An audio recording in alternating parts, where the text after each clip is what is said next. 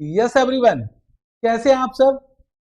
जिस समय आप इस वीडियो को सुन रहे होंगे आपका सीए इंटर ग्रुप 2 का एग्जाम खत्म हो चुका होगा एंड आई होप आपने सारे पेपर को बहुत अच्छे से लिखा होगा and I wish you all the best for your exam result.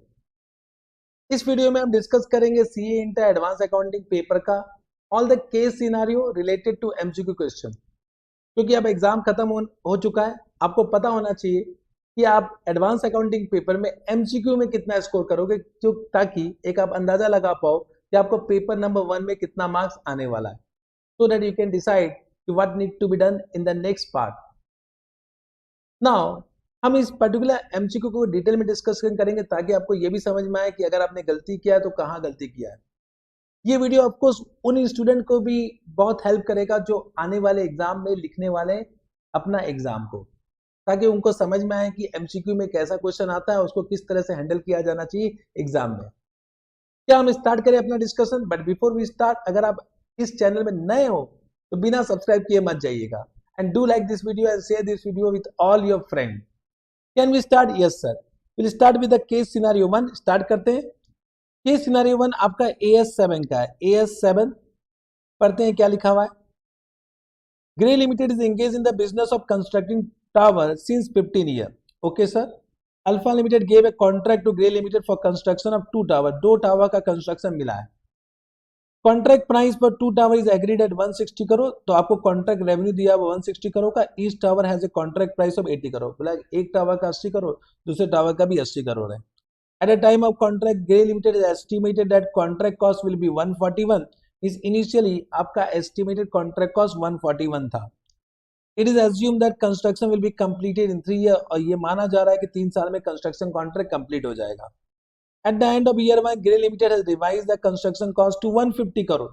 150 crore means at year end 1 उन्होंने अपने contract cost रिवाइज किया 150 करोड़ में। Means just try to understand, हम AS7 लगाते हैं at year end, not at year beginning. तो ये information आपके रेलेवेंट नहीं है।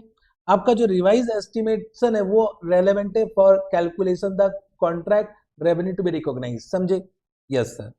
Eight the beginning of year 2 the customer has requested for a variation in the contract. तो कुछ वेरिएशन हुआ है, तो स्कोप ऑफ द कॉन्ट्रैक्ट में कुछ चेंजेस हुआ है, उसके कारण आपका कॉन्ट्रैक्ट प्राइस में चेंजेस होगा, कॉन्ट्रैक्ट कॉस्ट में चेंजेस होगा। Customer now want construction of 3 tower instead of 2 tower. लेकिन अब हमें 3 टावर चाहिए, कोई दिक्कत नहीं है। The terms of contract will not change. The construction of all the tower will completed simultaneously. Okay sir. As a result of this variation, contract price will increase by 80 crore. तो initially ये कितना था 160, अब हो जाएगा 80, तो हो गया total 240 crore. And contract cost will increase by 75 crore. तो इनिशियली ये 150 था, अब इसमें 75 ऐड कर दो, तो 150 प्लस 75 कितना हो गया? That is 225। Okay sir. Gray Limited has decided to measure the stage of completion on the basis of proportion of contract cost incurred to the total estimated contract cost. हम ऐसे ही calculate करते हैं actual cost incurred divided by estimated contract cost. Contract cost incurred at the end of each year is given. Year 1 में आपको दिया हुआ 35.25, Year 2 में आपको दिया 148.5 करोड़, इंक्लूडिंग अनयूज मटेरियल। तो इसको आप इंक्लूड नहीं करोगे, इसको माइनस कर दो, तो कितना है 148.5 माइनस कर दो 2.25, तो ये आपका आ गया 146.25। एंड ईयर 3 में आपका टोटल रिवाइज कॉन्ट्रैक्ट कॉस्ट आ जाएगा। टोटल रिवाइज कॉन्ट्रैक्ट कॉस्ट हमारा कितना है 225 है, वो आ जाएगा। तो ऑफकोर्स इट इज अंडरस्टूड, ये आपका क्यूमुलेटिव कॉस्ट इनकर दिया हुआ, क्यूमुलेटिव दिया हुआ है। Understood. Based on the above information given, answer the following question 1 to 3 करते हैं।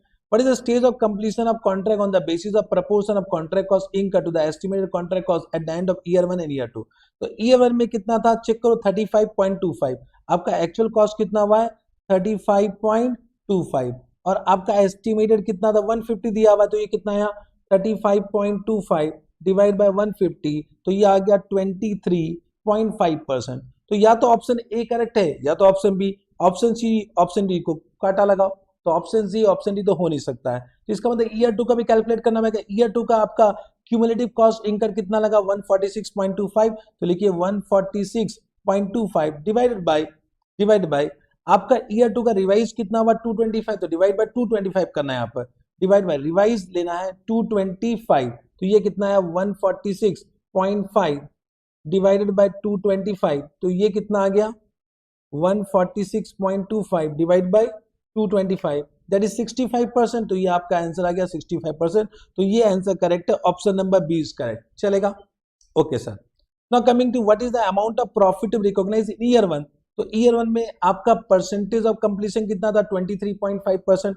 आपका रेवेन्यू कॉन्ट्रैक्ट प्राइस कितना था 160, आप 160 मल्टीप्लाई करोगे इंटू 23.5%, तो कितना है 160 इंटू 23.5%, तो ये आ गया आपका 37.6। तो इतना आपको रेवेन्यू रिकॉग्नाइज करना है। आपका कॉस्ट कितना इंकर हुआ था 35.25, तो ये माइनस कर दो, तो माइनस कर दो 35.25, ये कितना है 2.35, तो आपका करेक्ट ऑप्शन है 2.35, this is the correct answer. चलेगा, क्वेश्चन नंबर 2 भी हो गया। आइए क्वेश्चन नंबर 3 में, what is the amount of contract revenue recognise in each of the year. तो ईयर 1 में तो हम निकाल चुके हैं, तो ईयर 1, ईयर 2, ईयर 3। ईयर 1 का हम कितना निकाले बताइए, ईयर 1 का हम निकाल चुके हैं 37.6। तो देखिए आपको दो ऑप्शन में दिया हुआ है 37.6, तो ये और ए और बी तो गलत है। तो आप निकालते ईयर 2 का। ईयर 2 का आप मुझे बताइए रिवाइज कॉन्ट्रैक्ट प्राइस कितना है। तो रिवाइज कॉन्ट्रैक्ट प्राइस हम निकाले थे कितना 240 multiply by stage of completion करना है, तो 240 मल्टीप्लाई बाय 65% करेंगे तो 156 आया। अब 156 तो क्यूमुलेटिव है, इसमें से माइनस कर दो 37.6, तो 156 माइनस 37.6 ये कितना आएगा 118.4। तो देखिए 118.4, इसका मतलब आपका ऑप्शन नंबर सी करेक्ट है। ऑप्शन नंबर सी करेक्ट है, ऑप्शन नंबर डी चेक करने की जरूरत नहीं, ऑप्शन नंबर सी करेक्ट है। अगर आपको चेक करना है तो मुझे बताइए आपका ईयर 3 में टोटल रेवेन्यू रिकॉग्नाइज होगा क्यूमुलेटिव बेसिस, मींस आप रिकॉग्नाइज करोगे 240 से माइनस कर दो 156, तो 240 माइनस 156 ये कितना है 84, तो आप चेक करो भाई 84 ही है, तो यहाँ 84 आ गया, तो option number C is correct. Okay sir, yes sir. Now coming to next point, क्या लिखा हुआ है, X limited has entered, miss point हम अब कर रहे हैं पॉइंट नंबर 4, एक नया केस स्टडी है। enter into a binding agreement with Beta Limited to buy a custom made machine for 2 lakh। तो उन्होंने एक कॉन्ट्रैक्ट किया to buy a custom made machine of 2 lakh। During the year 2024-25, X Limited has to change its method of production due to change in the market trend, but उनको अपना method of production change करना पड़ा। Before the delivery of the machine, X Limited has already changed its method of production and new method will not require the machine order। बोला अब इस machine का जरूरत नहीं है। Now the company decided to scrap it after delivery। अब उनको लग रहा है कि मशीन आएगा तो उसको स्क्रैप कर देंगे।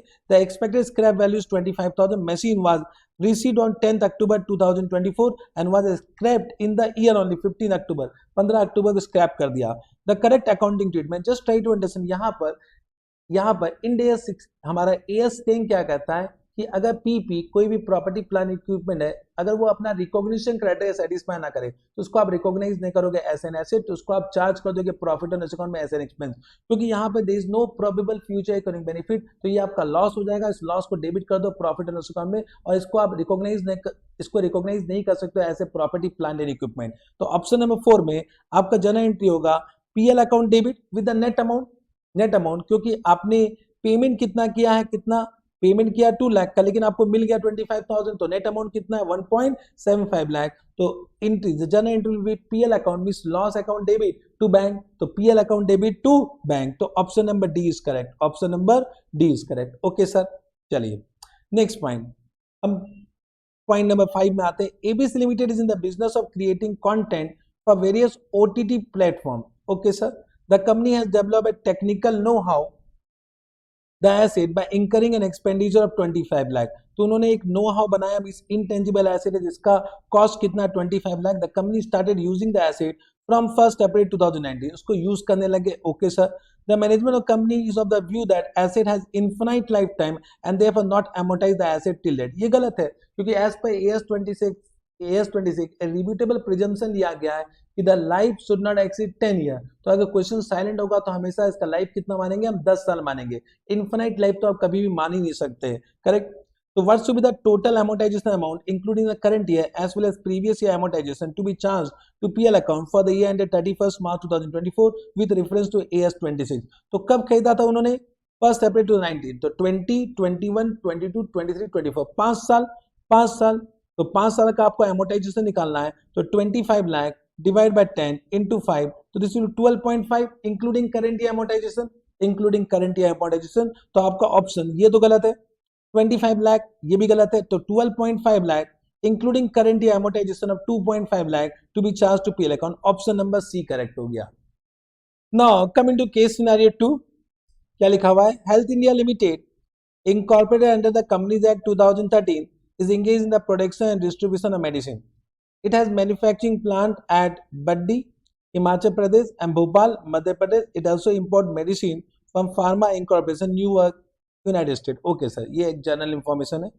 On 1st Jan 2024, H Limited sold 2 lakh strip of medicine to D Limited for 50 lakh on 60 days credit. मतलब 60 दिन का क्रेडिट में खरीदा है, उदान में खरीदा है।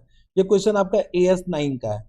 Cost per strip of this machine was 20, that is total cost of 40 lakh. Cost कितना है 40 lakh. D Limited paid 20% of amount due on 5th Jan 2024. तो कितना मिल चुका है 20% 50 lakh means 10 लाख आपको मिल चुका है।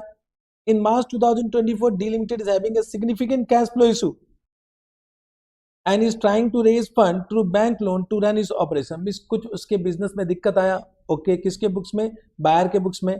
However, it is unable to do so and not able to release the payment to HIL on due date. बोला कि भाई पेमेंट नहीं कर पा रहा है, HIL को पेमेंट नहीं कर पा रहा है, मतलब कहीं ना कहीं बैड डेब्ट का पॉइंट है। Subsequent to this, it has gone under liquidation, means अब कंफर्म हो गया कि पूरा पूरी पैसा नहीं मिलेगा on 15 March, means before आपका balance sheet date. At the time when the medicine was sold by HIL Limited to D Limited, there was no reason for HIL to believe that it will not be able to collect the sale proceeds from D Limited. Means on the date of sale ऐसा कहीं पर भी नहीं था कि पैसा नहीं मिलेगा। मीन्स के अगर AS9 का दो कंडीशन देखो कि there is no significant uncertainty regarding the amount of consideration and it is not unreasonable to expect ultimate collection, तो हम रेवेन्यू रिकॉग्नाइज कर देते हैं। रेवेन्यू रिकॉग्नाइज करेंगे तो यहाँ पर जब आपका सेल हुआ था, सेल कब हुआ था आपका 1 जन 2024 को, तो आप 50 लाख को रिकॉग्नाइज कर लेंगे। अब हमारा AS9 क्या बोलता है कि अगर सब्सिक्वेंट अनसर्टेनिटी आता है या सब्सिक्वेंट बैड होता है तो उसको आप सब्सिक्वेंटली बैड डेट रिकॉग्नाइज करो without adjusting the amount revenue, without adjusting the amount revenue. तो आपका रेवेन्यू कितना होना चाहिए, आपका रेवेन्यू होना चाहिए 50 लाख और आपका बैड डेट कितना होना चाहिए 40 लाख का, जिसको आप चार्ज कर दोगे अपने प्रॉफिट एंड लॉस अकाउंट में। करेक्ट। इसका ऑप्शन में आते पॉइंट नंबर 6 क्या लिखा हुआ है, how the recognition from sale of machine to D limited will be done by HIL under AS9 and what will be the treatment of unrealized amount for the year ended 31st March 2004। तो देखिए option number C correct होगा।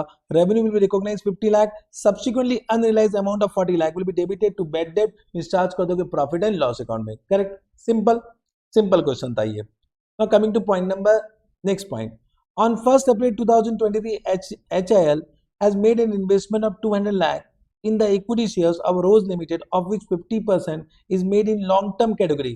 तो 100 में 200 में 100 आपका क्या हो गया करंट एंड 100 हो गया आपका लॉन्ग टर्म कैटेगरी। ना एज पर AS13 जो करंट इन्वेस्टमेंट होता है उसको आप मेजर करते हो एट कॉस्ट प्राइस और fair value which ever lower, और जो आपका लॉन्ग टर्म इन्वेस्टमेंट होता है उसको आप मेजर करते हो एट कॉस्ट प्राइस और उसमें आप प्रोविजन क्रिएट करते हो if there is some permanent decline. So that is long-term investment and the rest is temporary investment, that is current investment. The realizable value of all such investment on 31st March 2024 become 50 lakh। बोला सबका कितना हो गया 50 लाख, तो total का 50 लाख हो गया। Means यहाँ 25, यहाँ 25, तो यहाँ लॉस हो रहा है 75 का, यहाँ लॉस हो रहा है 75 का। तो इस करंट इन्वेस्टमेंट का लॉस को तो बुक कर दोगे, चार्ज कर दोगे प्रॉफिट एंड लॉस अकाउंट में, लेकिन जो लॉन्ग टर्म इन्वेस्टमेंट है उसका जो 75 लाख का लॉस है उसको तभी रिकॉग्नाइज करोगे when that loss is due to permanent decline, not because of any temporary decline. आपको अगर याद है तो आप समझ रहे होंगे। करेक्ट। ठीक है, from the given market condition it is apparent that reduction in the value of investment is not temporary nature, means ये परमानेंट है। इसका मतलब आपका लॉन्ग टर्म इन्वेस्टमेंट भी आप प्रोविजन बनाओगे और जो प्रोविजन बनाओगे 75 लाख का उसको भी आप चार्ज कर दोगे प्रॉफिट एंड लॉस अकाउंट में। Got this point. Let's see what is the option given. Option, so how will you recognize the reduction in the value of investment in the financial statement for the year ended 31st March 2024 as per AS13। तो यहाँ पे जो option number सी है वो correct है। तो reduction of 75 lakh in the carrying value of current investment will be charge to PL account and reduction of 75 lakh in the carrying value of long term investment will be also charge to PL account by creating a provision. वो point नहीं लिखा हुआ है लेकिन understood, जब provision बनाओगे उसको भी चार्ज कर दोगे आप प्रॉफिट एंड लॉस अकाउंट में। Okay sir. ये भी हो गया। आइए नेक्स्ट पॉइंट में, फिर लिखा HIL imported medicine from pharma incorporation for a sum of $2,50,000। तो ये AS11 का क्वेश्चन है, AS11। Okay, on 1 Jan 2024 HIL release full payment on 17 April 2024, means next year में उसका पेमेंट होता है to medicine limited. Exchange rate कितना दिया हुआ है 1 अप्रैल, ये इंफॉर्मेशन तो एकदम रेलेवेंट नहीं है। 1 जैन को एक्सचेंज रेट कितना था 81, और 31 मार्च में कितना हो 80, तो 81 से हो गया 80, तो 81 से 80 होगा। तो अगर आपको पेमेंट करना है, मीन्स यहाँ पे एक लायबिलिटी है, लायबिलिटी मीन्स क्रेडिटर है, तो अगर एक्सचेंज रेट कम हो जाता तो यहाँ एक्सचेंज गेन है, तो एक्सचेंज गेन कितना हो जाएगा 2,50,000 इंटू 1, दैट इज 2,50,000 रुपीज का आपको एक्सचेंज गेन होगा, जिसको आप PL अकाउंट में ट्रांसफर कर दोगे। Understood? Come to the point, whatever they have asked, let's see क्या पूछता है। Ascertain the loss or gain due to change in the foreign exchange rate to be recognized in the financial statement for the year date 31st March 2024। तो यहाँ exchange gain है, exchange gain should be credited to profit and loss account। Option number A is correct. Direct question है, बहुत आसान question था, जिसको मेरे ख्याल सभी ने सही किया होगा। ओके, नेक्स्ट पॉइंट क्या है, आते हैं। HIL is working on a strategic plan to close the production unit of Bhopal due to change in technology। Means ये क्वेश्चन है आपका AS24 का, discontinuing operation। The board of directors approved the closure of Bhopal plant on 1st April 2024। The company did a formal announcement regarding the closure to the affected party on 10th March। तो 10th मार्च को formal announcement हो जाता है, and the company inter into a binding sale agreement on 21st अप्रैल 2024। अगर आप AS24 याद है तो वहां पर हमने किया था एक इनिशियल डिस्क्लोजर इवेंट, और initial disclosure event will be A और B whichever is earlier। A क्या था, when a binding sale agreement has been done or some program has been initiated, means a detailed formal plan has been made and the announcement has been made for such plan whichever is earlier। तो यहाँ पे देखिए announcement कब हुआ 10th मार्च को, agreement हो रहा है 20 अप्रैल whichever is earlier। तो आपका इनिशियल डिस्क्लोजर इवेंट मींस आप डिस्क्लोजर स्टार्ट कर दोगे देना from 10th March 2024, from 10th March 2024। Got this point? तो ये आपका हो गया इनिशियल डिस्क्लोजर इवेंट। क्वेश्चन क्या पूछता है चेक करेंगे, what they have asked, what will be the date of initial disclosure of event be considered for Bhopal plant, that is 10th March 2024। okay, correct. तो ये हो गया। हम अभी केस सिनेरियो 2 कर रहे हैं, वहां हमने सारे केस को पढ़ा। एक पॉइंट नंबर 10 भी है, उसको भी पढ़ते हैं। X limit sold a plant and machinery having a WDV of 60 lakh for rupees 75 lakh, fair value कितना है 75 lakh, and the same plant was lease back by Y limited to X limited. ये sale and lease back transaction है AS19। Means the lease back is in the nature operating lease. Operating lease होगा तो यहाँ पर जो gain और loss on sale होता है उसको हम रिकॉग्नाइज करते हैं PL में, या डेफर्ड करते हैं ऑन द बेसिस कि आपका sale price is equal to fair value और sale price is not equal to fair value. तो whenever sale price is equal to fair value तो it is a genuine transaction और entire gain और loss will be transfer to PL immediately. तो यहाँ पे देखिए, यहाँ पे फेयर वैल्यू कितना है 75 लाख, सेल प्राइस भी कितना है 75 लाख, तो जो गेन और लॉस है, गेन और लॉस कितना आया 75 सेल प्राइस है, 60 लाख आपका WDV है, तो 15 लाख का आपका गेन आ गया। This gain will be transfer to PL immediately. तो X limit to recognise the profit of 15 lakh immediately. Option number B is correct, option number B is correct. Correct ना। ये केस सिनेरियो 3, ये केस सिनेरियो 3 एक question लिया गया है from a chapter bonus shares, bonus share के sorry buyback के chapter से लिया गया, बायबैक ऑफ शेयर, क्योंकि एसिड इज क्वेश्चन दिया हुआ है ICS स्टडीमेट्री में। करेक्ट, लेकिन अब इसको MCQ बेस में पूछा गया है, तो आपको फटाफट करना पड़ेगा। Following information is given by jet limited. आपको शेयर कैपिटल दिया है, equity share capital 800 lakh, 11% redeemable preference share capital 200 lakh, reserve and supply आपको CRR दिया हुआ है 50 lakh, securities premium 100 lakh, general reserve combined balance आपको दिया हुआ है जनरल रिजर्व में PL का 600 लाख, फिर लोन दिया हुआ 9% debenture, current liability, fixed asset, investment, cash at bank, other current asset. Now on 1st April 2024 Jet Limited redeem all its preference shares at a premium of 5%। तो premium of 5% बोलता है, तो 200 into 5% कितना हुआ, मतलब payment हो रहा है 210, मतलब 200 के बदले आप 210 का पेमेंट कर रहे हो। Okay sir. Jet limited bought back 8 lakh equity shares of ₹20 each. तो 8 लाख इंटू आपका नॉमिनल वैल्यू कितना हो गया 80 लाख, तो 80 लाख के बदले आप कितना पेमेंट कर रहे हो 8 इंटू 20, तो आप पेमेंट कर रहे हो 160 का पेमेंट कर रहे हो। Okay, Buyback is fully authorized by Jet Limited articles and necessary resolution has been passed for this. The payment for buyback of shares will be made through available bank balance. बोला बहुत bank balance से चिंता मत करो. To finance the redemption of preference shares and buyback, the company has decided to sell the investment for 98 lakh. 98 lakh का investment, 98 lakh में investment बेच दिया. तो इन्वेस्टमेंट कितना था 95 का, तो 95 का बेचा 98 में, मतलब यहाँ गेन कितना हुआ 3 लाख का गेन हुआ. Correct, yes sir. Jet Limited had 80,000 equity stock option outstanding on the above mentioned date to the employer. Now just try to understand. ESOP is actually not a part of CA inter syllabus. लेकिन हाँ, एक question में ESOP दिया हुआ है, तो हम अपने क्लास में ESOP करवाते हैं ऑन द एजम्पशन कि एग्जाम में आ सकता है, क्योंकि एक क्वेश्चन में इसका पार्ट इंक्लूडेड है. तो सिमिलर क्वेश्चन है, तो हमने डिस्कस किया था ESOP को, याद कीजिए, थोड़ा बहुत डिस्कस किया था, और जितना हमने डिस्कस किया था उस बेसिस में आप आंसर को दे सकते हो. तो 80,000 इक्विटी स्टॉक ऑप्शन आउटस्टैंडिंग है on the above mention date to the employ at 15 per share. Means options को कितने अमाउंट में एक्सरसाइज कर सकते हैं, 15 रुपीज में एक्सरसाइज कर सकते हैं. When the market price is 20 पर शेयर. ये मार्केट प्राइस इस क्वेश्चन के लिए रेलेवेंट नहीं है. This was included under the head current liability. Current liability के अंदर included है. On 1st April 2024, 70% employee exercise their option. तो 70% अगर employee exercise करेगा तो इसका मतलब कितना पैसा आ गया, 80,000 into 75% into 75%, नहीं sorry, 80,000 into 70%, correct. 80,000 into 70% into 15 रुपए के हिसाब से पैसा आया, तो इसका मतलब 8,40,000 रुपया आ चुका है. करेक्ट. 8,40,000 you have received. ये आपका पूरा एनालिसिस हो गया. Now come to the question 11 to 13. What will be the balance of CRR as on 31st March 2025? तो ओपनिंग बैलेंस तो 50 था. अब आपने जब प्रेफरेंस को रिडीम किया तो आपको CRR बनाना पड़ेगा to the extent of nominal value, means 200 का CRR बनाओगे. करेक्ट. और आपने 8 लाख शेयर्स को बायबैक किया तो to the extent nominal value of shares bought back उतने का CRR बनाओगे. तो इसका मतलब 80 का आप CRR बनाओगे. तो इसमें आप प्लस कर दोगे 200, प्लस कर दोगे 80, तो टोटल CRR कितना हो गया 50 प्लस 200 प्लस 80, कितना आया 330. तो 330 इज द ऑप्शन. एकदम आसान.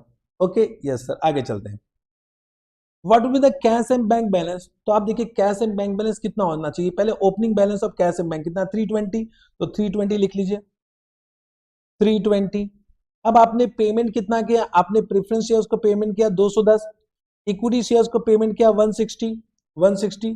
फिर आपने एक इन्वेस्टमेंट को रियलाइज किया, दैट इज 98 अमाउंट आया. और एक ESOP जो आउटस्टैंडिंग था वो भी एम्प्लॉय ने एक्सरसाइज किया होगा, तो उनसे कितना पैसा मिला होगा चेक करो. हमने पहले लिखा 8.4, तो 8.4 उनसे मिला होगा. तो ये आ गया आपका टोटल, कितना आया 320 माइनस 210 माइनस 160 प्लस 98 प्लस 8.4, तो यह है 56.4. तो आपका 56.4 means option number A correct है. ऑप्शन नंबर ए करेक्ट है. ओके सर, ये समझ गए. आगे चलते हैं. नाउ 13 में आइए. What will be the balance of reserve as on 31st March 2025 excluding CRR? क्योंकि CRR का तो बैलेंस पहले निकाल दिए, तो आपको बैलेंस निकालना है एक तो सिक्योरिटीज प्रीमियम का, और निकालना है आपको जनरल रिजर्व एंड PL जो आपको इकट्ठा दिया हुआ है. पहले मुझे ओपनिंग बैलेंस बताइए, ओपनिंग बैलेंस कितना कितना दिया हुआ है. तो ओपनिंग बैलेंस दिया हुआ है, चेक कीजिए, आपको दिया हुआ है 100 और 600, तो 100 एंड 600 दिया हुआ है. तो इसका आपको 100 दिया हुआ है, इसका आपको 600 दिया हुआ है. ओके ना, कहने से जनरल रिजर्व एंड PL आपका फ्री रिजर्व, उससे आपने CRR बनाया होगा. तो एक तो आपने प्रेफरेंस शेयर कैपिटल के लिए CRR बनाया 200 माइनस कर दीजिए. और इक्विटी शेयर कैपिटल के लिए आपने CRR बनाया, कितने का CRR बनाया आपने, 80 का बनाया, तो माइनस 80 कर दीजिए. ठीक है. और एक आपका gain on sale of investment हुआ है. Gain on sale of investment कितना हुआ है, 95 का आपने 98 में बेचा, तो 3 लाख का आपको गेन हुआ. तो 3 लाख यहाँ लिख दीजिए प्लस 3. ठीक है. फिर आपने जो रिडम्पशन किया प्रेफरेंस का एट प्रीमियम में किया, सिमिलरली जो बायबैक किया वो भी आपने प्रीमियम में किया, तो वो आपका क्या हो गया, that will be premium should be written off. Now that premium should be written off from securities premium, और it can be also written off from PL account. उसको आप PL अकाउंट से भी चार्ज कर सकते हो, मतलब एज पर कंपनीज एक्ट उसको राइट ऑफ कर सकते हैं PL अकाउंट में. लेकिन एज पर ICAI सोल्यूशन आप अगर आईसीएस सोल्यूशन देखो तो वो सिक्योरिटीज प्रीमियम से राइट ऑफ कर रहा है, तो हमने भी अपने क्लास में उसको सिक्योरिटीज प्रीमियम से राइट ऑफ करवाया है, तो यहाँ पे भी उन्होंने सिक्योरिटीज प्रीमियम से राइट ऑफ किया है, तो माइनस कितना होगा प्रीमियम, एक आपका जो प्रीमियम रिडम्पशन है प्रेफरेंस शेयर्स है 200 का आपने पेमेंट किया 210, तो वहां प्रीमियम कितना हुआ 10, और जो इक्विटी शेयर कैपिटल है उसमें 80 का आपने पेमेंट किया 160, तो इसका मतलब 80 इज लॉस ऑन बायबैक, तो उसको भी राइट ऑफ करोगे यहाँ से, करेक्ट। तो ये कितना आ गया आपका 10, और ये कितना आया 600 माइनस 280 प्लस 3, तो ये आ गया 323। बट इसमें और एक पॉइंट है आपका, अगर आपने ये चेक किया, मतलब मोस्ट ऑफ द स्टूडेंट मेरे ख्याल से उन्होंने ऑप्शन दे दिया होगा option number A.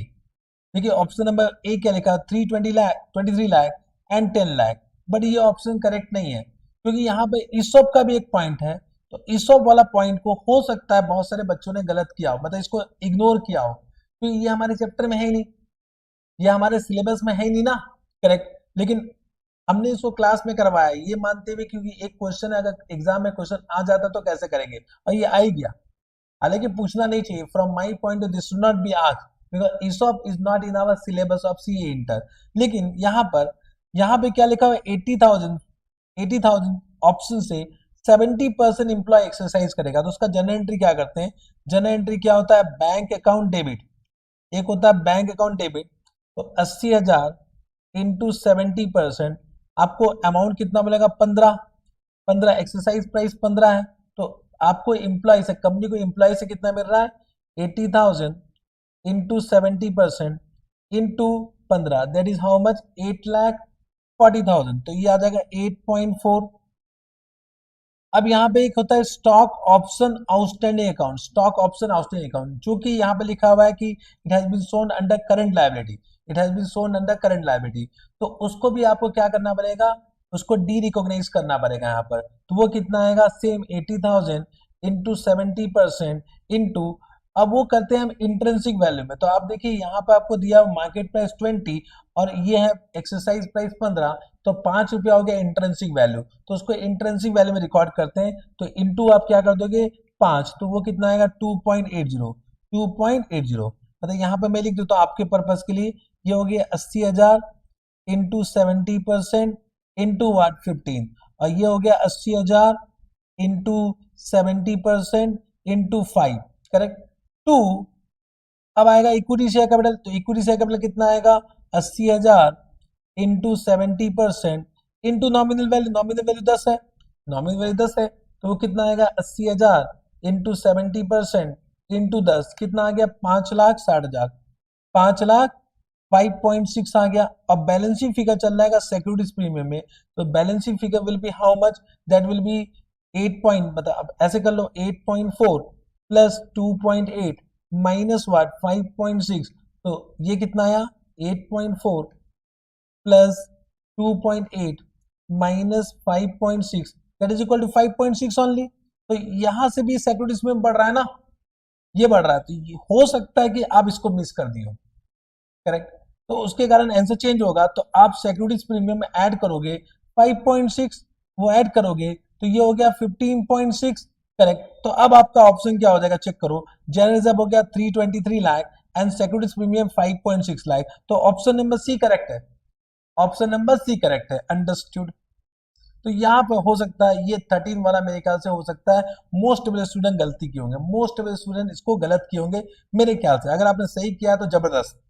Okay, now coming to 14, क्या लिखा हुआ है, पास लिमिटेड है the following item under the head reserve and surplus in the balance sheet, आपको दिया हुआ securities premium account 90, capital reserve दिया 40, रिवैल्यूएशन रिजर्व दिया 70, the company had an accumulated loss of 280 on the same date which were disclosed under the statement of PL as asset in the balance sheet। इसको ऐसे में दिखा ही नहीं सकते हैं, इसको आप दिखाते हो ऐसे negative item under the head reserve and surplus, what should be disclose on the face of balance sheet as per schedule 3, तो आपको इसको दिखाना पड़ेगा as negative item under the head reserve and surplus, तो आपका रिजर्व एंड सरप्लस कितना होगा 90 plus 40 plus 70 minus 280, तो नेगेटिव 80 आएगा, तो आपका ऑप्शन सही क्या है, reserve and surplus negative 80 lakhs only, this is correct। okay, option number D is correct।